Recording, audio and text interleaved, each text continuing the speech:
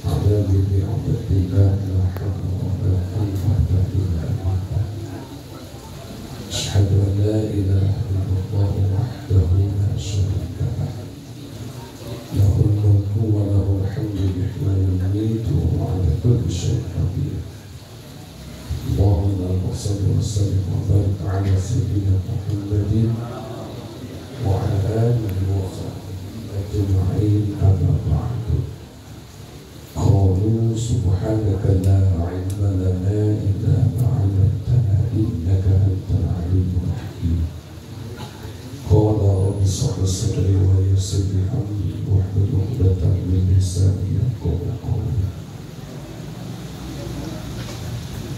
يقول الله تعالى في كتابه الكريم: أعوذ بالله من الشيطان الرجيم، بسم الله الرحمن الرحيم. ومن آياته أن خلق لكم من أنفسكم أزواجا لتسكنوا إليها وجعل بينكم مودة ورحمة إن في ذلك لآية لقوم يتفكرون. يا أيها الناس اتقوا ربكم الذي خلقكم من نفس واحدة وخلق منها زوجها وبث منهما رجالا كثيرا ونساء واتقوا الله الذي تساءلون به والأرحام إن الله كان عليكم رقيبا. وقال النبي صلى الله عليه وسلم: الذكر سنتي فمن رغب عن سنتي فليس مني. صدق الله العلي العظيم وبلغ رسولنا بالحبيب الكريم ونحن على ذلك من الشاهدين والشاكرين والحمد لله رب المكرم. Allah Ta'ala yang sama-sama kita hormati dan kita muliakan. Mudah-mudahan dengan Mahbub Al-Habib Ali Al-Badri, mudah-mudahan dia dipanjangkan umurnya dan disehatkan badannya dan diberkahi hidupnya oleh Allah Subhanahu wa Ta'ala. Dengan kiram Ustaz Khairuddin, Ustaz Ibnu Burjani dan semoga orang tuanya serta seluruh para ustaz-ustaz yang hadir yang tidak saya sebutkan namanya satu persatu, mudah-mudahan tidak mengurangi rasa takjil, takrim, mahabbah saya kepada beliau semuanya. Mudah-mudahan beliau sehat dan yang umurnya berkah hidup dalam taat ibadah kepada Allah Subhanahu wa Ta'ala.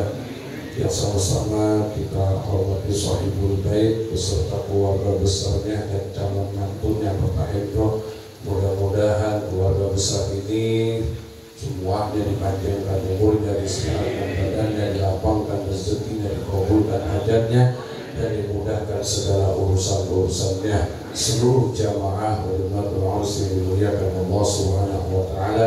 Mudah-mudahan duduk dan hadirnya kita di majlis yang mulia ini Allah berikan curahan rahmat ampunan untuk kita semuanya. Allah kuburkan dosa-dosa kita, Allah kabulkan seluruh hajat harapan keinginan kita, dan mudah-mudahan di tahun 2024 Allah lapangkan rezeki kita, Allah mudahkan segala urusan-urusan kita. Amin ya Allah ya Rabbal Alamin. Hadirin jamaah yang dimuliakan Allah Subhanahu wa Ta'ala, baru kita nyalain rokok, disuruh bangun diri megang kunci, baru megang rokok, baru duduk, baru ngisep satu batang. Ya mudah-mudahan lah pas selesai ini baru kita rokok lagi. Ya mudah-mudahan. Coba tim Hadroh mainin satu sholawat dulu biar nanti suasana. Allahu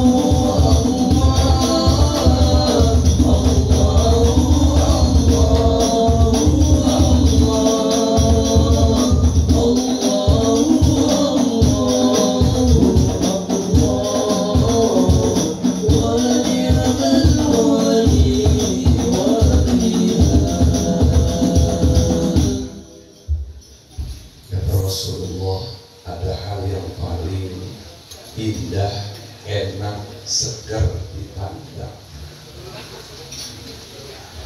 Kata Nabi, ada hal yang paling enak, indah, segar dipandang, yaitu memandang orang yang mau atau sedang nikah. Jangankan yang muda, yang tua, kalau udah memandang orang nikah, senang apa enggak? Saya tanya, jangan ada dusta di antara kita. Jawab yang jujur. Kira-kira mandang orang nikah atau sedang atau mau nikah enak apa enggak? Kelihatan mau kawin lagi. Cuma takut sama bini. Kata Nabi, hal yang paling indah, enak dipandang, yaitu memandang orang yang ingin atau mau nikah. Siapapun di antara kita pasti akan senang ketika memandang saudara kita yang ingin menikah. Sudah pasti akan bahagia ketika kita ingin memandang, melihat, menyaksikan anak-anak kita yang ingin menikah. Bahkan siapapun yang memandangnya pasti akan merasakan dan ikut kebahagiaan daripada sanak famili saudara kita, ponakan kita yang ingin menikah.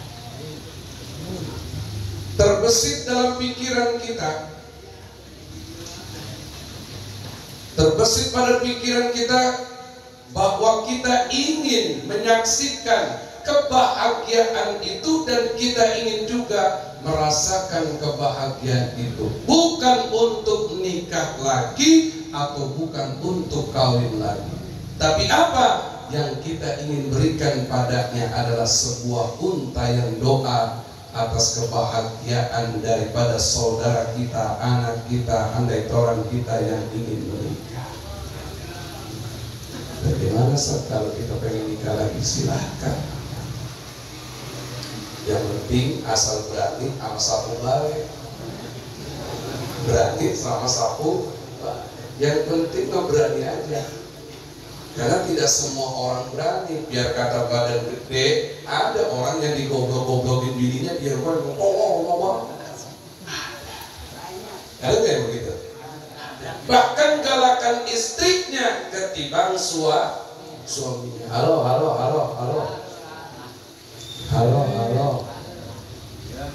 Lu di mana bang? Lu di mana lu? Ini baru mau berangkat. Emang bawa tuh. Oh, suami digoblok-goblokin, ditolong-tolongin. Ada lagi yang digoblokin bininya di sini. Ada. Yang sampai berengke, jadi pojokan, yang ketakutan. Ada sini ada. Jangan tengok mukanya kesian. Jangan pernah seorang istri membodoh-bodohi suaminya. Hal yang paling besar dosanya ketika seorang istri membodoh-bodohi lakinya, menggoblok-goblokkan lakinya. Karena ini adalah satu adab bagi seorang istri untuk berlaku baik, bertutur kata yang baik, bersikap yang sopan, bersikap yang santun, untuk mencerminkan akhlak yang mulia di hadapan suaminya. Tapi kalau udah terlanjur bagaimana Ustaz? Biarin aja. Ada sebuah kisah seorang suami yang punya bini, bawelnya, ceweknya, ampun. Mungkin kebanyakan makan protok kali ngejangkrik itu dia. Besok-besok bapak kalau bininya ngocek mulu, kasih ya, beliin kandang murai. Beliin kandang, dah nggak punya murai juga udah cakep ngantrinin dia. Ada sebuah kisah seorang suami yang hidup setiap hari membantu pekerjaan istrinya, tetapi ketidakpuasan terjadi pada sikap istrinya yang selalu cerewet, yang selalu bawel. Bahkan gak sanggup itu suami melihat ocehan itu istri. Akhirnya tuh suami minggat. Meminggatnya bukan kayak orang sini mancing. Apa lu mancing puyang kayak bini gua? Minggatnya bukan nonton Pamilis, gak tuh kayak nonton Pamilis bonak buat ngeliat di rumah. Bukan. Ini kisah seorang suami yang menghadapi istrinya yang bawel, yang cerewet. Akhirnya beliau minggat, pergi berkhalwat ke dalam sebuah gua. Di dalam gua itu ternyata ada dua orang yang memang sudah melakukan khalwat di dalamnya. Ketika beliau masuk, kata beliau, "Tuan, apa yang kau lakukan di sini?" "Aku sedang berkhalwat." "Bolehkah aku bergabung pada dirimu?" "Boleh." Akhirnya Pak, ketika diterima ini suami yang kabur dari rumah untuk melakukan khalwat, akhirnya diterima dan bergabung, lalu dibagi pecah tugas. Aku juga baru semalam tidur berkhalwat di tempat ini. Besok jatahnya beliau untuk pagi-pagi pada sholat subuh berdoa kepada Allah. Nanti dilarangmu di hari ketiga berdoa pada Allah. Begitu di hari kedua sahabatnya yang sudah duluan melakukan permohonan dan permintaan kepada Allah. Apa permohonannya? Minta makanan sama Allah.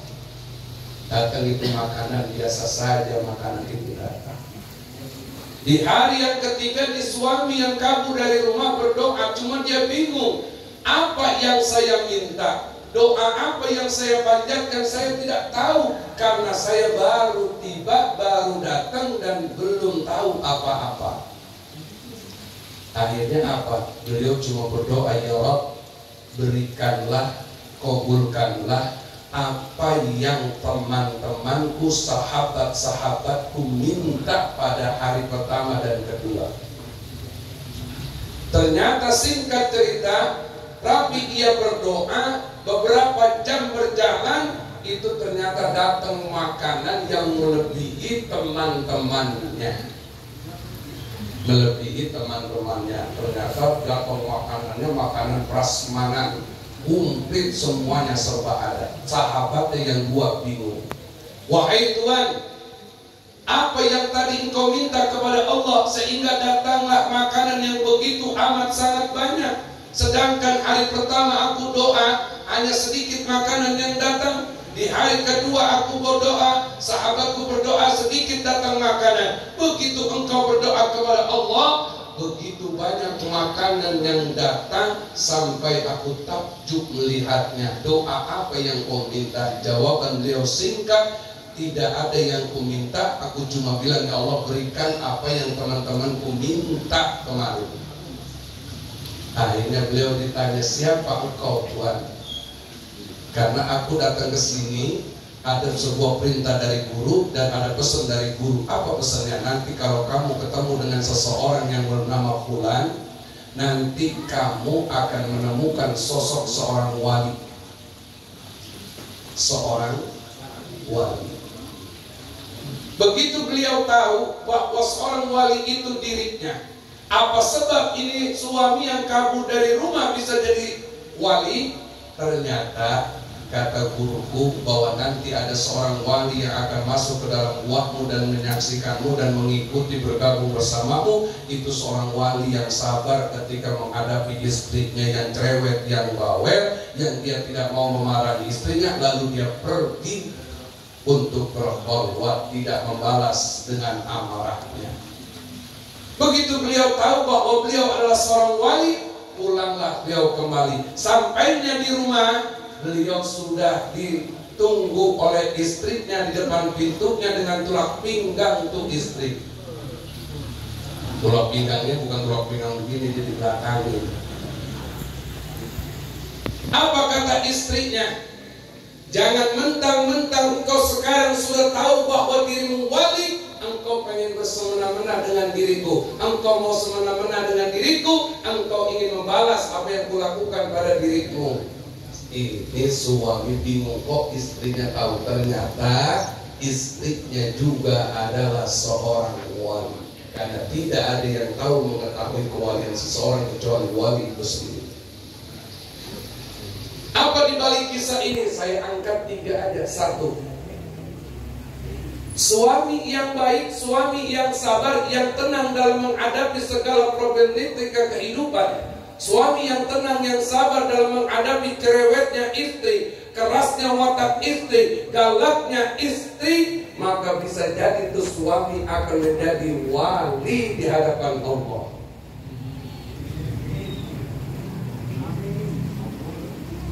Mau amin, mau kabul, terserah, yang penting coblos Anies, saya mah gitu aja.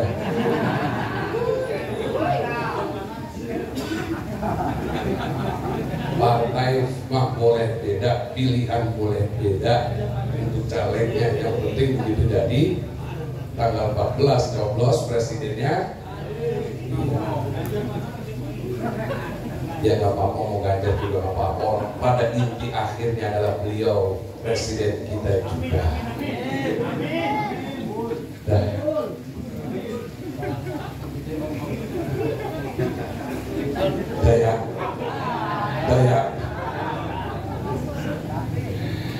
akhirnya tuh suaminya jadi seorang wali berkat sabar ngadepin istri yang baik. Lalu bagaimana Ustaz kalau nanti kita akan bertemu, Mas Endro akan mengetahui watak karakternya daripada Adinda jika setelah menikah? Tenang, sabar, hadapi dengan ketenanganmu, kedewasaanmu, dan banyaklah memohon kepada Allah. Sesungguhnya jika ini milik Allah, ruhnya milik Allah, jasadnya milik Allah, akalnya milik Allah, seluruhnya bahwa ia adalah milik Allah. Tidak ada yang mampu merubah apa yang ada pada dirinya kecuali hanya Allah. Manusia cuma bisa berusaha menata, membimbing, menuntunnya, pada hakikatnya Allah jua yang akan merubahnya. Yang penting berdoa dan berusaha. Lalu apa sebab ini seorang istri menjadi seorang wali? Istri ini bisa jadi seorang wali karena 3 faktor. Apa yang pertama? Selama ia berumah tangga dengan suaminya, ia selalu menjaga barang-barang suaminya. Bu, barang suaminya dijagain. Barang dijagain oleh suami. Contohnya apa Ustaz? Contoh, laki punya gunting, punya obeng, punya kunci Inggris. Biar kata saudaramu yang meminjam, biar kata tetanggamu yang minjam, kalau memang itu punya suamimu, jangan pernah itu barang-barang suami keluar dari tempatnya, keluar dari rumahnya. Perempuan, ini broek, jangan ngobrol mulu, dengerin. Ya ilatan, emang saudara yang minjam dilakukan pakai izin. Izin itu punya suami. Karena seringkali gara-gara kehilangan obeng, suami istri ribut. Begitu dicari sama lakinya, obeng di mana sih mah? Tahu ya di mana? Dia cari di kotak ini nggak ada, di kotak ini nggak ada, baru dia ya Allah dipinjam mah masih Sarip. Sarip ditanya, Rip, kemarin obeng Bang Anu mana? Ya udah kok gue lupa, naranya pulang, bilang nggak ada. Ribut apa enggak? Ribut apa enggak? Bapak saya mau lu goblok, pasti akan dicaci, pasti akan dimaki, dan akan terjadi keributan. Pentingnya seorang istri menjaga barang suaminya, sekecil apapun itu barang, jaga, karena itu akan menjaga marwahmu juga sebagai orang yang amanah. Oh, ini saya yang ngomong. Jazakallah khair. Yang kedua, kenapa ini istri bisa jadi wali? Karena beliau selalu menutupi dan menjaga aib keluarganya dan aib suaminya. Sejelek apapun suaminya, seburuk apapun perilakunya, tetap dijaga, tetap ditutupi, dan jangan sampai kau ceritakan pada orang lain, apalagi ibu dan bapakmu. Ceritain yang cakep-cakep, yang bagus-bagus. Ini perempuan bisa jadi wali karena menjaga aib rumah tangganya dan aib suaminya. Yang terakhir nih, yang ketiga, Mengapa ini perempuan bisa jadi wali? Karena selalu menjaga di antara dua mulutnya dan di antara dua pahanya. Ada suami, tidak ada suaminya, dia tidak pernah melakukan perselingkuhan di belakang suaminya. Ia jaga kehormatannya, ia jaga harga dirinya, dan ia jaga apa yang telah menjadi milik suaminya. Unna libasul lakum wa antum libasul lahun. Ini kata Allah, unna libasul lakum, bahwa istrimu adalah pakaianmu, suamimu adalah pakaianmu. Sebaik-baiknya pakaian adalah yang didatangkan Allah. Ingat, jika kalau lihat di luar laki banyak buangan,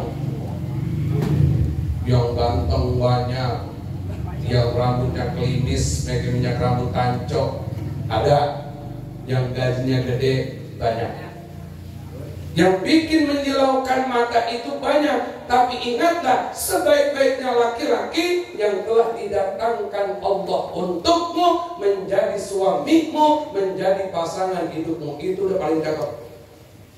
Begitu juga sebaliknya, bapak enakan lihat bini sendiri apa bini orang? Jawab yang jujur. Jangan bisa, lihat itu.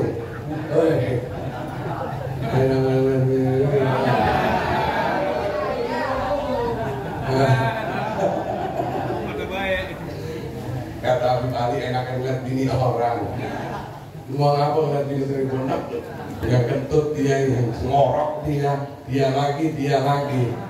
Jadi saya tanya sekali lagi, enakan bini sendiri apa bini tetangga?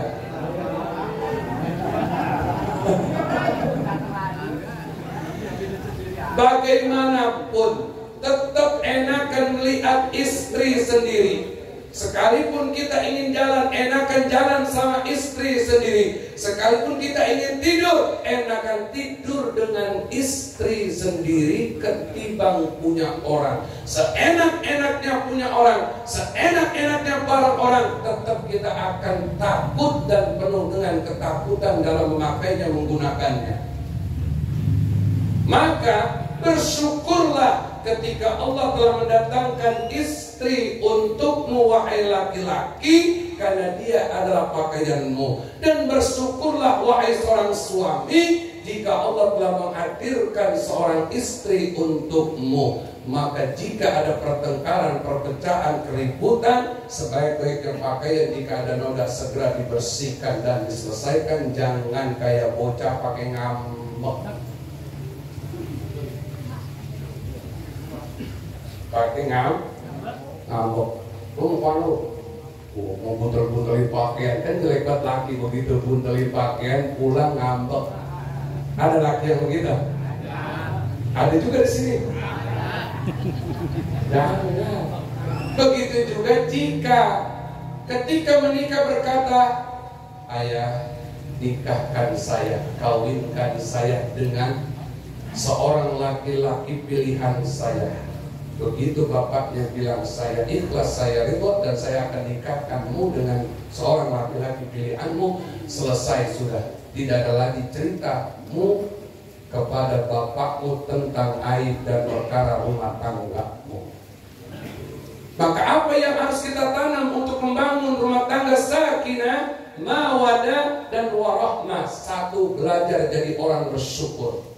Jangan pernah melihat kelebihan pada suamimu, jangan pernah melihat kelebihan pada istrimu, tapi belajarlah menerima kekurangan yang ada pada istrimu dan yang ada pada suamimu.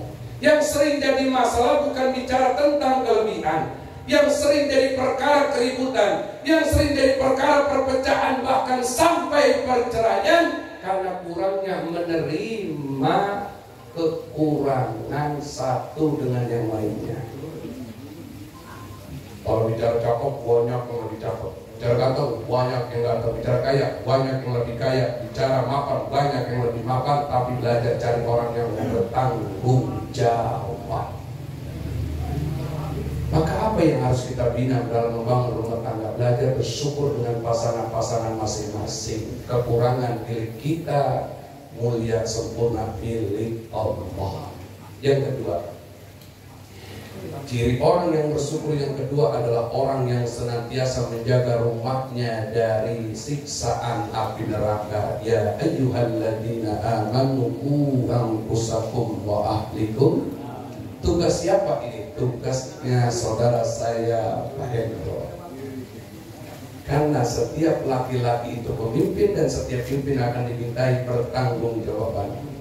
An-nisa'u 'ala qumuna. Ingat, ar-rijal qumuna 'ala nisa. Setiap laki-laki itu pemimpin dari seorang wanita.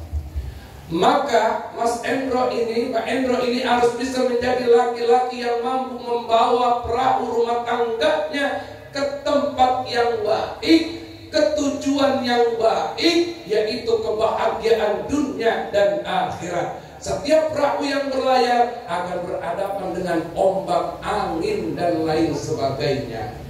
Maka pondasi membangun rumah tangga sakinah mawaddah warahmah adalah iman dan takwa.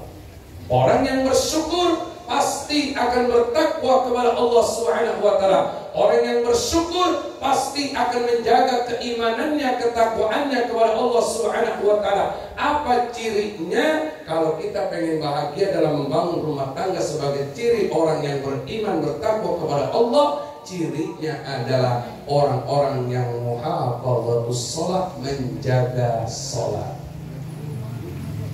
Kita pengen hidup husnul khotimah, pengen matinya husnul khotimah, maka jaga sholat. Karena kata ulama, orang yang matinya su'ul khotimah, dia adalah orang yang hidupnya su'ul khotimah. Siapa itu orang yang matinya su'ul khotimah? Mereka lah yang tarkus sholat, suka meninggalkan sholat dengan sengaja. Maka siapa yang pengen rumah tangganya berkah, barokah, hidup penuh dengan kebahagiaan dan dihadirkan kebahagiaan, maka jawabannya hadirkan Allah yang memberikanmu kebahagiaan, yang memberikan keberkahan, dan yang memberikan semua kenikmatan. Maka bangun rumah tanggamu dengan iman takwa. Cirinya adalah engkau menjaga sholat, mau kaya sholat, mau miskin sholat, mau lapang sholat, mau sempit sholat. Di situ tugasnya seorang suami. Ini kadang-kadang pagi kerja, zuhur, asar, bininya nggak diingetin. Telepon dong, beb. Udah sholat belum beb? Udah, yang kan enak kedengarannya. Udah makan siang? Udah. Ini mah kita boro-boro open aja sholat. Kadang-kadang yang opennya tinggal makannya doang. Ya, kamu di mana? Lagi tugas ini. Udah makan. Jangan tuh jika hal yang pertama adalah sholat. Karena yang memudahkan jalan kehidupan manusia adalah tentang bagaimana dia menjaga hubungan baiknya dengan Allah. Ciri orang yang menjaga hubungan baik dengan Allah, dialah yang menjaga sholatnya di hadapan Allah Subhanahu wa taala. Terakhir, banyak malu.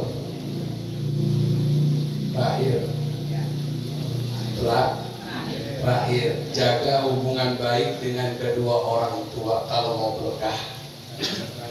Apa cirinya? Anak yang selalu berbakti pada kedua orang tuanya, dialah yang selalu mendoakan kedua orang tuanya. Man taraka du'a al-walidaini yantiqur rizqa. Kata Rasulullah, siapa orang yang meninggalkan doa untuk kedua orang tuanya, yantiqur rizqa, maka Allah akan memutuskan rezeki pada dirinya. Dan anak muda sering doain orang tua kalau pengen rezekinya lapang. Bapak, kita semuanya kalau rezeki kita pengen terus dilapangkan oleh Allah, doakan orang tua. Tapi ingat, ketika seorang perempuan menikah dengan seorang laki-laki, maka cukup pengabdianmu dengan kedua orang tua. Ada sebuah kisah, seorang suami, seorang laki-laki datang ke Rasulullah, Pak. Seorang laki-laki datang ke Nabi, ya Rasulullah, siapa orang yang harus saya pergauli dengan baik? Kata Rasulullah, laki-laki itu ibumu, bapakmu.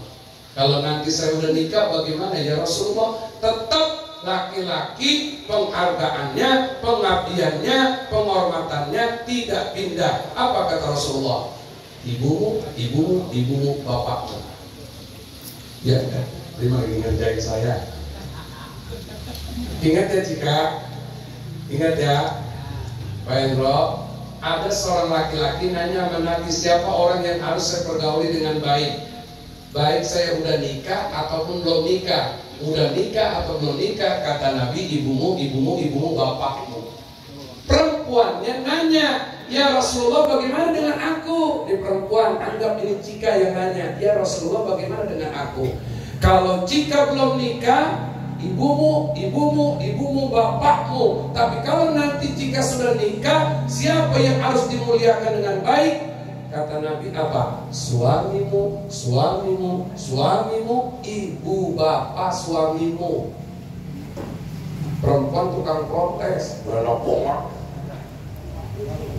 mau bawa baru doang, mau bagaimana? Gitu ya. Betul ya Bu? Lalu bagaimana dengan ibu kandung saya ya Rasulullah? Engkau tidak perlu memikirkan ibumu, tidak perlu memikirkan bapakmu, karena semuanya telah ada di pangkuan pundak suamimu yang telah mengambilmu dari pangkuannya. Berarti ini nanti orang tuanya jika ada di punggungnya Pak Hendro, ada di pangkuannya Pak Hendro yang telah mengambil pangkuan jika dari ibu bapaknya. Ulama menarik benang merahnya bagaimana?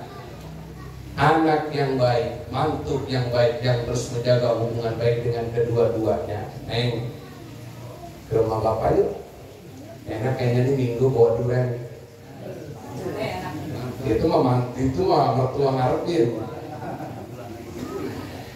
Cuma caranya begini, ketika Pak Endro beli durian, datang ke rumah ini, jangan Cika yang ngasih. Seringkali terjadi kesalahpahaman, belum mulu yang beliin lah, lu rumahnya pelit bohong. Padahal itu duit dari siapa? Padahal itu yang beli dari mana? Dari suaminya. Maka Pak Hendro lah yang mengasih durian pada ayah ibu daripada Cika. Begitu sebaliknya, begitu Pak Hendro ingin ngasih uang sama ibu bapaknya, jangan kayak orang sini banyak umpat-umpatnya dari bini. Bagaimana caranya? Kasih ke Cika nih, nanti kasih ibu ke bapak ya. Disitulah dua orang tua akan memandang mantuknya baik, mantuk yang perempuannya baik dan mantuk yang lakinya baik. Maka jaga hubungan dengan orang tuamu, insya Allah hidupmu berkah dan barokah. Lahir. Dan tadi semua orang terakhir nambah mulu, biar saya udah buka pada sewot. Makan deh makan, saya belum makan, belum merokok. Nah, yang terakhir pesan saya nih, pesan saya yang terakhir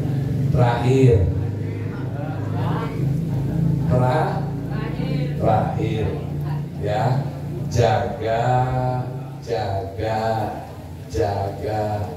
jaga Pilpres tahun ini. Ingat pesan saya cuma dua nih, jangan pernah ribut dengan adanya perbedaan. Jangan pernah ribut. Saya ingat pesan Pak Hendro ketika curhat ngobrol dengan saya apa? Nih, kata beliau, jadilah rakyat pejabat yang dewasa dalam berpolitik, jangan kayak bocah pala korengan. Jangan kayak bocah pala korengan, beda ngambek, ribut, terus marah sampai tahun demi tahun. Jangan, kata Pak Hendro, biar dewasa dalam berpolitik. Alhamdulillah, mohon maaf. Mudah-mudahan apa yang saya sampaikan ada manfaatnya untuk bisa kita sama-sama saling menjaga tali persaudaraan kita, menjaga rumah tangga kita, saling harga menghargai, hormat menghormati, cerminkan akhlak yang baik, jaga hubungan dengan orang tua, dan jagalah keluarga dari siksa api neraka. Mudah-mudahan hidupnya berkah dunia akhirat. Assalamualaikum warahmatullahi wabarakatuh.